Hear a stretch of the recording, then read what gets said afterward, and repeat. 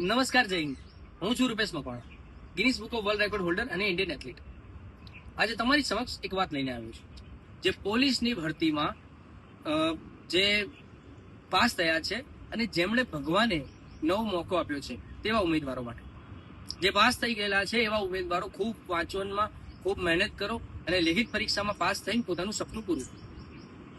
હવે જેને ભગવાને નવો મોકો આપ્યો છે, યાદ રાખજો, હું એવું કહું છું કે જેમણે ભગવાને નવો મોકો આપ્યો છે એવા ઉમેદવારો આજથી જ રનિંગની શરૂઆત કરો અને શારીરિક કસોટીમાં ઉત્તીર્ણ થાવ, એટલે કે પાસ થાવ અને પોતાનું સપનું પૂરું કરો. આપણે શારીરિક કસોટીમાં કેમ ફેલ થયા, કેમ ભગવાને આપણને નવો મોકો આપ્યો? કારણ કે ક્યાંક ને ક્યાંક આપણી ભૂલ હશે. પહેલી ભૂલ કે એન્ડ સમયે શરૂ કરવું.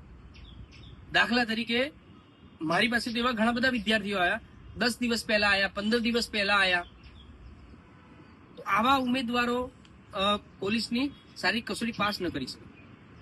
મહિનો પહેલા આવ્યા, એ પણ ના ચાલે. હવે તમને એવો પ્રશ્ન થતો હશે કે સાહેબ, મારો મિત્ર તો એક જ મહિનો પ્રેક્ટિસ કરીને પાસ થઈ ગયો. તો ભાઈ, આપણે એનું ભૂતકાળ જોવું. એના ભૂતકાળમાં એને શારીરિક શ્રમ કરેલો હશે, ખેતી કરેલી હશે, યા તો ખૂબ સાયકલ ચલાવી હશે, યા તો એને ખૂબ મહેનત કરી હશે, શ્રમનું કાર્ય કર્યું હશે. તો એનું ફિઝિકલ બોડી એકદમ ફિટ હોય, અને એ ફિટ હોય તો એ માણસ મહિનો પ્રેક્ટિસ કરે તો પણ એનું ટાઈમિંગ આવી જાય.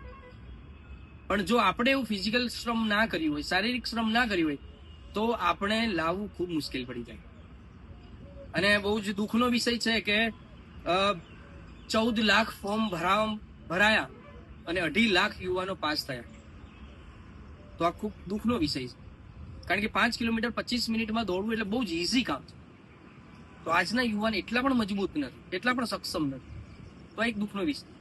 પણ કોઈ વાંધો નહીં, હું તમારી સાથે છું. આપણે સાથે મળીને મજબૂત બનીશું. હવે આપણે ટોપિક ઉપર આવીએ કે પોલીસની શારીરિક કસોટી તમારે પાસ કરવી છે તો શું કરશો? તો પહેલી વસ્તુ કે આજથી જ રનિંગની શરૂઆત કરો. અને આજથી જ રનિંગની શરૂઆત કરશો તો હું તમને ગેરંટી આપું છું કે વિધાઉટ ઇન્જરી તમે પોલીસની શારીરિક કસોટી પાસ કરશો. આ મારું તમને ગેરંટી છે.